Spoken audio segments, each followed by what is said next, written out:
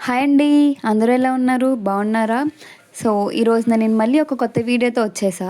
ఈసారి ఎవరైనా ఈజీగా చేసుకునే విధంగా ఒక సింపుల్ స్నాక్ ఐటెమ్‌తో వచ్చా. సో, ఖచ్చితంగా నా ఛానల్‌ని ఫాలో చేస్తూ, నా ఛానల్ పైన ఒక కన్నేసి ఉంచండి.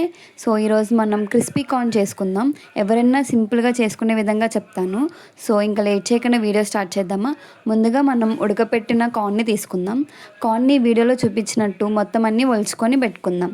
సో, ఒలుచుకున్న తర్వాత ఒక గిన్నెలోకి తీసుకొని దాంట్లో ఒక 2 టేబుల్ స్పూన్ కార్న్‌ఫ్లోర్ వేసుకుందాం.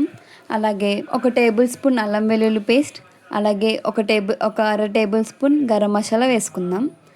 దీంట్లోనే అలాగే ఒక అర టేబుల్ స్పూన్ కారం కూడా వేసుకుందాం. ఇవన్నీ వేసుకొని బాగా మిక్స్ చేసుకుందాం. మొత్తం పట్టేలాగా దీన్ని బాగా మిక్స్ చేసుకోండి. అలాగే దీంట్లో కొంచెం తగినంత సాల్ట్ కూడా వేసుకుందాం. సాల్ట్ వేసుకున్న తర్వాత ఈ పిండికి తగినన్ని నీళ్ళు పోసుకొని బాగా మిక్స్ చేసుకుందాం. ఎక్కడ ఉండలు లేకుండా మొత్తం కార్న్‌కి మొత్తం బాగా పట్టేలాగా మిక్స్ చేద్దాం.